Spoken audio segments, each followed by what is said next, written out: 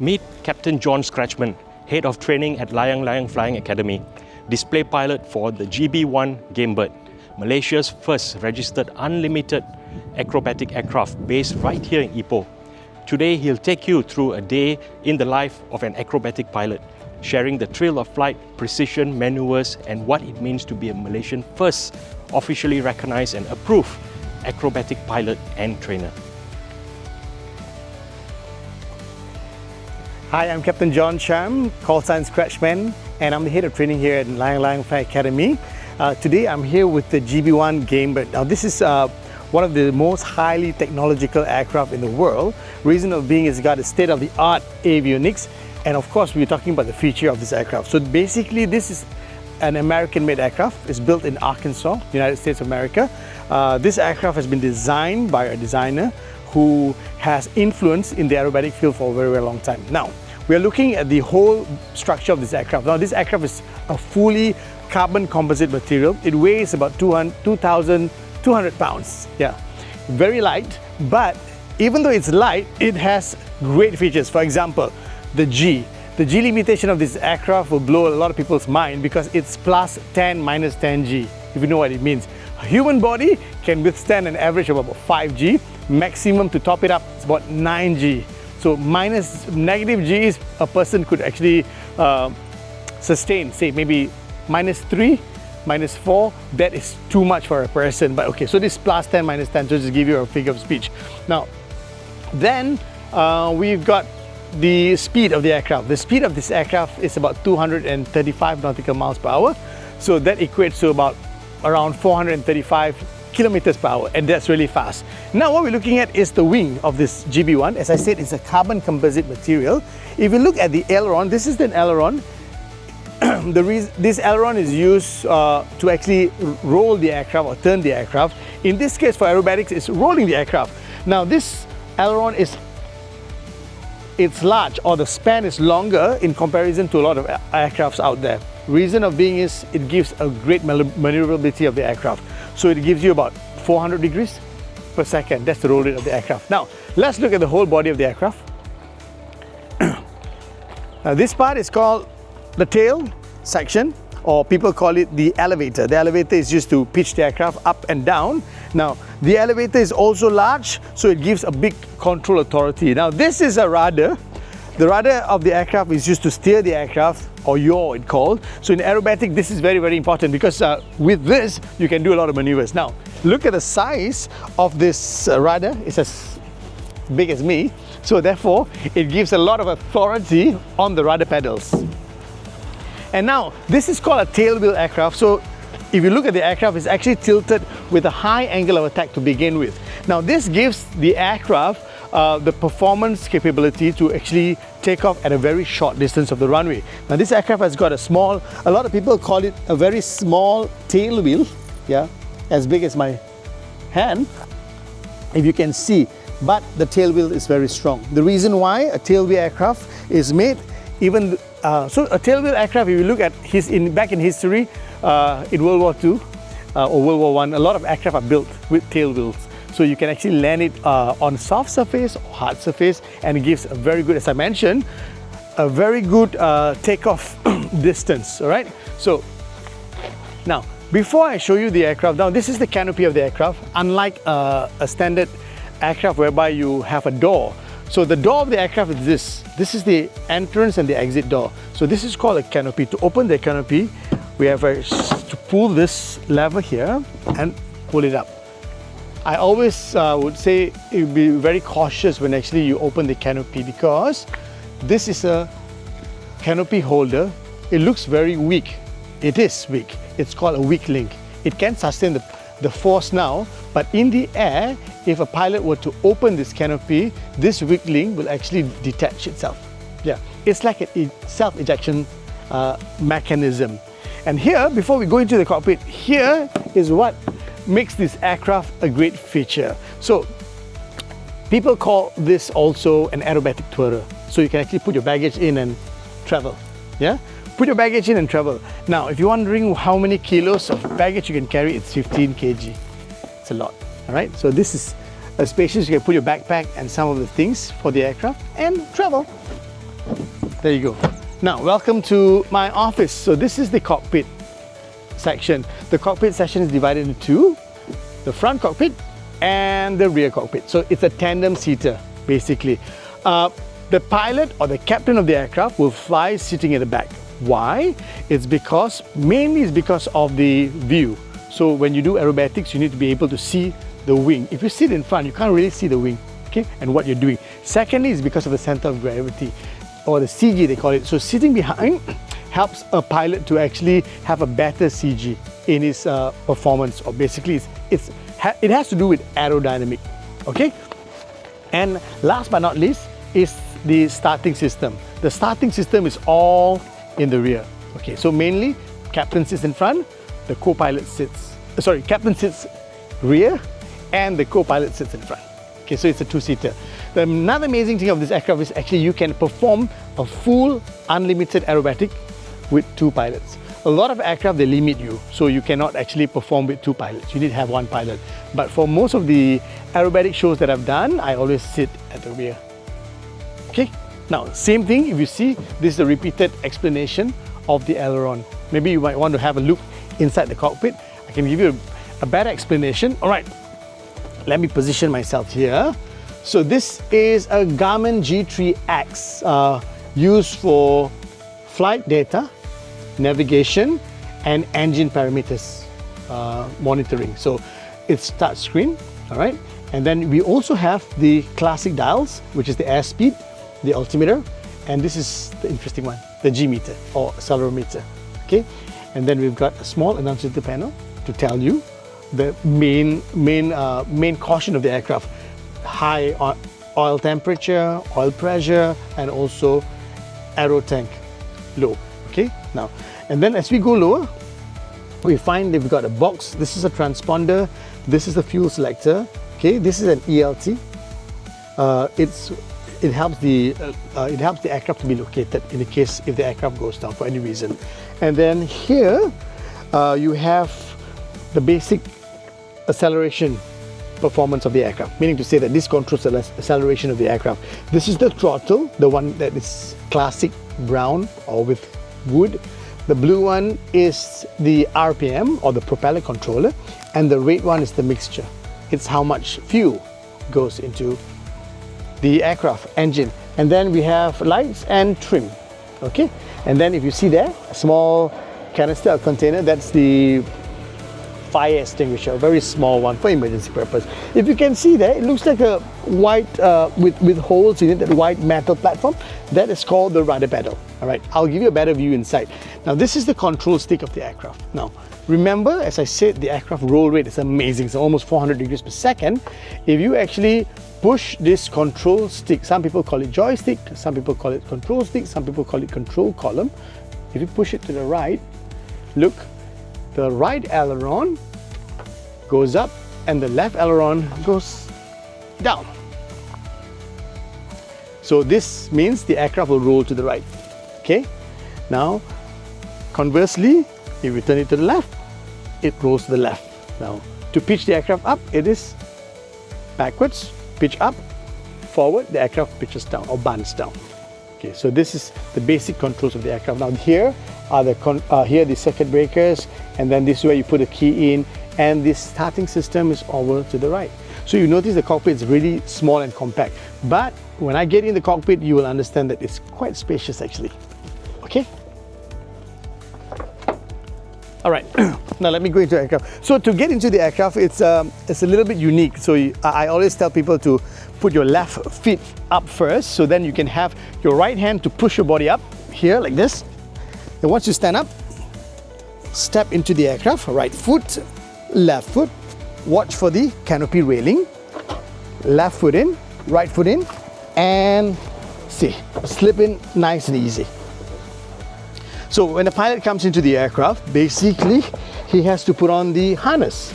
So this is a hooker harness, one of the best and most reliable harness in the world. It's very strong and steady. Now what this harness does is it keeps the pilot intact, especially when you are inverted. You don't want to drop off the sky, especially hitting the canopy. So this hooker harness keeps your body intact. So we also have here which is the body harness. So just give you a small demonstration. So how I get into the aircraft is left, right. It looks a bit uncomfortable, but if you get used to it, it'll be good. So then there's a latch here. Put the latch in, lock, left harness, right harness, and let me show you. I'll just put in this metal extension to this link and the left link, and here we go. It's locked. Nice. So then to tighten the harness, you see, it's just doing this. There's a safety lock clip here that will actually extend it up, and it keeps your body intact. So this keeps your lower abdomen intact, and this keeps your left shoulder and right shoulder. So basically with this, I'm good to go. Okay, so if you notice that I've got a lot of space in this aircraft, I can actually turn to the left and turn to the right. In a show or in flying, basically, this is what I'll do. Right hand on my control column, and left hand is always on my throttle or the power. So it's throttle up, more power, throttle back, less power. Full power, as I mentioned, the aircraft gives you about 235 nautical miles per hour. So if you see here at the airspeed, there's the green range, the normal operating range, and the yellow and the red. So anything above the red, it's a no-go. That overstresses the aircraft. Basically, it's called the VNE here. Okay, then there's the altimeter that you can see. I'll give you a view of the Garmin G3X later on. Okay, I can on the battery actually. So let's see. We on the batteries, and you'll see there Garmin, and it'll take a few seconds, and this whole system will light up. All right, so this is it. The canopy is very spacious. Those who are feeling claustrophobic, you find it a bit uncomfortable. Let me just show you what happens if I close the canopy while waiting for this Garmin G3X to start up. So closing the canopy again, carefully letting it down. I hope you can hear me still. Close, canopy lock. So if you see, it's quite a spacious area. Unless you're really big in size, then you're going to have a bit of challenge. But otherwise, it's very nice. I think you can hear me outside, right? So cool. So this is how the canopy feels like. For someone who's not used to a small space, you feel a bit uncomfortable. But trust me, when this baby goes up, it's all good. All right. So that's how the canopy is closed. I open the canopy back again. Now, if you notice, here is the displays of the aircraft. There you go.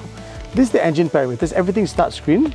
Engine parameters. It gives you the temperature of the engine heads, wing gallons. This is left and right. A bit of acro tank, the center tank, and then gallon per hour, the oil pressure, the voltage, and the amps of the aircraft. Okay, I can actually on the Avionics Master for you to have a look and see what are the actual features of the aircraft. Now this is the AHRS. It's aligning right now. So basically it takes details, or it takes the, what do you call it? It takes the, hold on, let me get this right. So it takes the signal from the satellite. So it takes some time on this. So now, if you notice, I can dial this here. You see, okay, let me show you the first one. This is the camera. So there's a small mini camera in front of the aircraft. So because it's tilted up, right? So when you taxi the aircraft, if you're moving on ground, you can actually see where you're going. Yeah, nice. And then we'll start with this map. So if you notice, this is the map. WMKI Sultan Azlan Shah. This is the airport. So you see, this is where we are. This is the runway. And then you can just scroll it down this way with your fingers, or you can even scroll it this way. So okay, now this is Penang, and you can actually see the whole peninsula together with Medan. There you go, the Indonesian continent. Okay, so then we also have waypoint where we want to go. Flight plan, you can fly your flight plan. It tells you your direction. So navigation is pretty easy on this aircraft. And these are other informations that helps you navigate this aircraft. So basically, a pilot needs to just worry about flying this aircraft and managing the system. Everything is it's basically touch screen. It makes it easy for you, so you don't have to do so much work. So an aerobatic pilot needs to actually reduce his workload. Okay, yeah.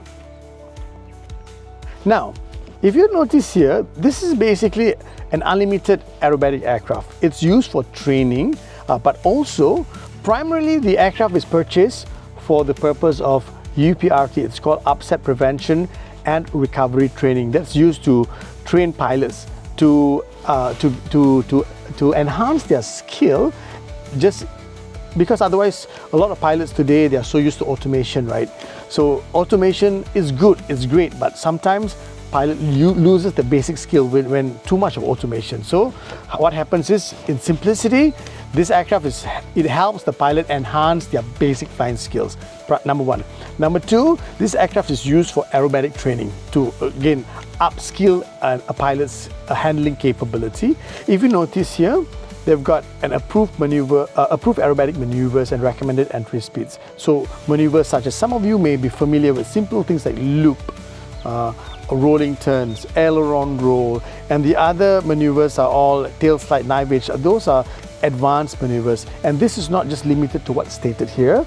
This aircraft can do more than that actually. Okay, so then you go. Then it also gives you the maximum G load, so plus minus 10 G here. All right, so much for the avionics, the basic dials. So let's say, what happens if you lose all your avionics? Still cool. You have your basic dials, which is your basic information that you need, your speed, your altitude. And if you look up there, it's a small standby compass. Yeah, so you roughly know where you need to go and how to come back. Okay, let me switch this off and off the batteries. Right, the GB1 Gamebird is one of the world's most highly advanced and technological aerobatic aircraft, capable of unlimited aerobatics. Now, as I mentioned, the aircraft can fly up to a maximum speed of 235 nautical miles, which equates to 435 kilometers per hour, as well as another feature that a lot of people like to know is the G limitation. The G limitation for this aircraft is plus 10 minus 10, meaning to say this aircraft can withstand the G more than the pilot. So if anybody were to worry, it's not about the aircraft, but it's about the pilot's ability to withstand the G. Now, with that said, that means this aircraft can actually perform a lot of maneuvers in aerobatic. Now, what is the purpose of the aircraft? As you asked me just now, the main primary purpose of the aircraft is actually to train pilots for upskill pilot training.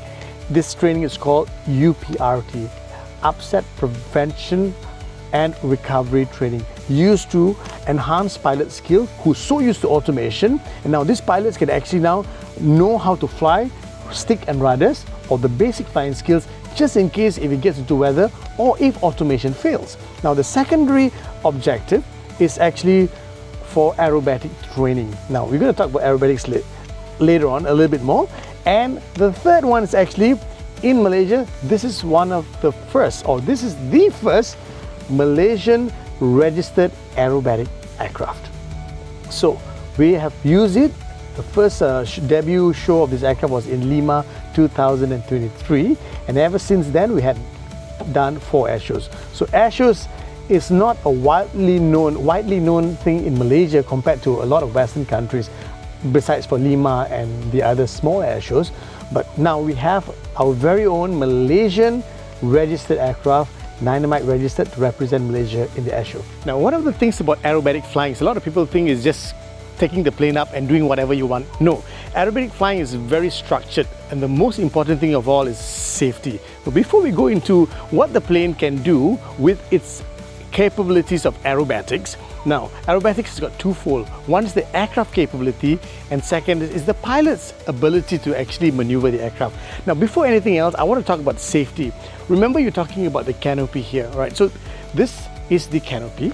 All right, to open the canopy, as I mentioned, is pulling this lever and pushing it up. Now, one of the things that we have here is the weak link. The weak link connects the body of the aircraft, or the fuselage of the aircraft, to the canopy. So this is a weak link. Why it's called a weak link? Just in case if there's any emergencies, now the pilot will actually open the canopy in the air and he will bail out. Now, how does he bail out? I can't bail out like this. So I've got the parachute. So this is an aircraft parachute. I'll try to do it as fast as I can to show you how to put the parachute on. Now, we only use the parachute as the last resort. Obviously, every pilot would want to fly the aircraft back. No matter what happens, our first response is to take control of the aircraft, maneuver it in whatever circumstances, and bring it back safely on ground. But just in case, if the aircraft is non-recoverable, what happens? It could be due to technical failure or gusting wind that a pilot cannot control for whatever reasons, or he gets himself into a situation or a maneuver that he can't escape. So that's called an escape maneuver. If you cannot escape out of the escape maneuver, then your last resort is to depend on this baby here. So this is the parachute. Now this parachute has got different brands, and this is a Softy brand. It's also one of the world's most reliable parachute. And of course the other brands too as well. So I'm using a Softy parachute. So this would weigh about roughly 10 to 15 kg. I'm not really quite sure how heavy it is, but so you put it, this is the leg strap and the body strap. That's it. 1, 2, and 3. Now you're good to go. So this is the lever that you pull. So you have to bail out. So imagine a pilot flying, unable to control the aircraft. There's a lot of things here.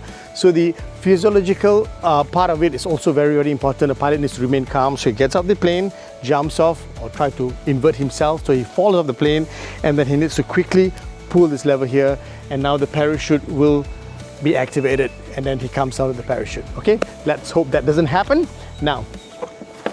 And then another safety feature is the helmet. So I have here a helmet, some call it the Bondom. It's a similar use by fighter pilots. If you watch the movie Top Gun, you would know the fighter pilots use the helmet. So the helmet has got a visor to help yourself. It's just like a sunglass, and also a microphone here for communication. And the most important thing here is how hard it is. So it helps you just in case if you fall off the plane or if you decided to bail out of the aircraft. Okay, now I'll show you how to get into the aircraft with the parachute on. It's not that simple, but we're training again a lot. So one of the things before you fly as a pilot or an aerobatic pilot, you need to drill getting into the cockpit and coming out of the cockpit. You got to do it fast and efficiently, and of course safe.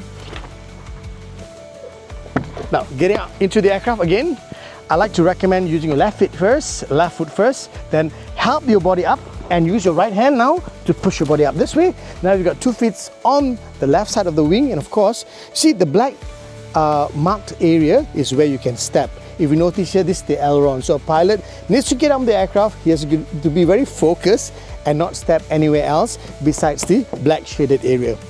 Right foot in, hold the left railing, right railing, and left foot in. Now be careful of the canopy railing. Left foot slide in, right foot slide in, slide your body in nice and easy. Now, so the parachute, besides a safety part of the aircraft, it's also quite comfortable, so it gives an extra cushioning for the pilot. Okay, now I've got to put in the strap. Okay, on top of the parachute, now I've got my lower abdomen strap, bottom strap. Now I've got my shoulder strap, left, and shoulder strap right. There you go. Okay. Flying is all about safety. Whatever you do, safety comes first. Safety is paramount. You have fun, you enjoy yourself, people enjoy looking at the air shows, definitely. But for a pilot, safety is about everything. So now I've got myself strapped in.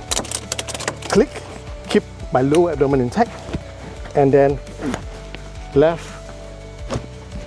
right and left. Okay, there you go. Just get the orientation right. So left strap locked, right strap locked, body locked. Now intact. It feels a little uncomfortable for those who are not used to it, because now you've got a parachute on top, you've got your flight suit underneath, and on top of the parachute, now you've got the whole shoulder strap holding your body in. Nonetheless, no matter what it is, safety comes first. And as you fly or you maneuver the aircraft, this actually keeps your body intact to the seat. So in a way, it's like making you one with the aircraft. So basically, the aircraft and the pilot is one. So here you go, how I control the aircraft. Right now, I'm at Layang Flying Academy in Ipoh, Perak itself. Yeah. And meeting this man brings to me so many meaningful happiness because we started as DJs. Yeah, I can remember the days. The good old days. The good old days of scratching. And one thing about Captain John Scratchman, he kept his scratching skills till today because that Scratchman is for him, for his whole life. It's a DJ legacy actually. So once a DJ, always a DJ, my dear friend. And today, we're on a different platform. As a person who is a social media influencer in Ipoh, together with this great Captain John Scratchman, display pilot, acrobatic hero, and also a trainer. And this brings us together for one good reason. You combine us, we will do wonders and wonders for the whole world to think what's happening here. I'll go straight to the point. Okay. LIMA is coming up. I was told that you are selected to be the acrobatic show pilot. What does it take? Well, talking about LIMA is in May. May? It's mid-May. Wow. It's just not, it's around the corner actually.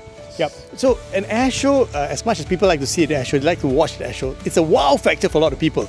But I like to put it in a very simple way. So since you say simple, right? I like to put it into a 4M. One is the man. The pilot needs to prepare himself. He needs to prepare himself psychologically. He needs to prepare himself physiologically, and he needs to prepare himself physically to ensure that he's fit. And all that takes a lot of groundwork. So a lot of planning starts on ground. So you need to sit down on ground, calculate what you want to do, your maneuvers, and how you want to present the aircraft. It's like a Picasso art, you know. You got to paint a beautiful picture to the pilot. I just give you a simple example. Let me show you. I've got a small plane here. Great. I'm going to show you. For example, one of the maneuvers, a basic maneuvers, is the loop. Right. The second maneuver is a roll. Whoa. The aircraft rolls this way. If you look in front, it rolls this way. Those are beautiful maneuvers, and you combine both, you can do wonders. So a pilot now is given an airspace with a limited altitude and an area or a space that is safe for him, and he has to maneuver the aircraft in 7 minutes. So the show will be 7 minutes. So in 7 minutes, I have to plan on ground what I want to do and how I want to do it safely. All right, taking into account minimum altitude and also the foul line, so that I don't actually get into the crowd. So those are the dangerous things that is foul. So the air display safety team will actually tell you that, okay, you have passed the foul line 3 times, you're out of the game. Bye-bye. So that's on the pilot. Now, besides planning this, the pilot has to ensure he's fit. So he's got to make sure that he is able to sustain the G. Now this baby can fly from plus 10, minus 10 G. Plus 10 is positive G, minus is negative G. Imagine positive G, all the blood rushes out from your head downwards. And then you lose your blood supply, then you can get into a tunnel vision, and slowly you can get into a grey out, a blackout, and a G-lock. Now you can Google that if you want to know all about that. I'm not getting into that now, but those things mentioned is what a pilot feels. So he has to experience that. So number 1 is man. Number 2 is the machine. Yes. The team in Layang Flight Academy has to ensure the aircraft is maintained well, the checks of the aircraft is proper, the support system is good, and the plane must be fit. Man must be fit, plane must be fit. The third one is the medium of operation, where you perform your flight. So you've got to take into account the wind, temperature, and all those things to make sure that you're able to do the whole maneuver fitted in that aerobatic box. And the last one is management. Management is a challenge because to manage all this, you need to ensure that you meet regulatory requirements. One of the things that I need to do is I need to do a risk assessment, pass it to the Civil Aviation Authority of Malaysia, and then get it approved. So I get my display authority, and then only enables me to do the air show, right? So risk assessment, management, and of course, one more important M. I mean, it's a fact, right? And operational. I'm very grateful that Layang Flight Academy, who is my boss, Tuan Haji Johan Pong, has given us the aircraft to display it in LIMA. But the fact is, the display cost. So the last M is actually money. So an operational cost of the aircraft will be, can you guess how much? 30, 40K? To top it up with the man, with the machine, with the training, the fuel, and the support system for aircraft, especially in an airshow, getting all the teams to Langkawi, plus accommodation, will cost approximately 100,000. 100,000. Yeah, but nevertheless, we will never fail to do a good show for LIMA. Yeah, for Ipoh. No, actually, primarily for Malaysia. Malaysia. Yeah, that's right. and then, of course, this plane is a Malaysian-made aircraft, or a Malaysian-registered aircraft, bears the flag of Malaysia, but it's from Ipoh. Aren't we proud, really? Oh, I'm super proud. John, I mean, we were spinning music so many years ago. Yeah. And right now, from the music turntables, you start spinning, you start scratching, it becomes GB1 Gamebird.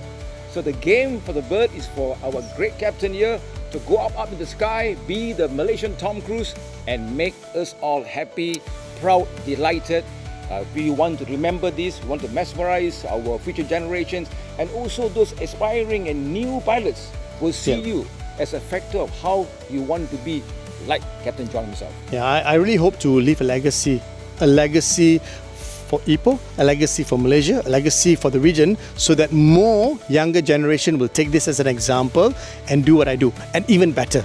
I say it in full humility that, you know, I'm not the only one. There could be more and better. Generations has to get better. It has to improve. And I hope, you never know, we should have lady pilots next time. Oh yeah. Yeah? Yeah. So, last but not least, again I always say, he has passed the test, inspired the rest to become the best. And Thank after you. Lima, we go for a fest, have chicken breast and bird's nest. Thank you very much.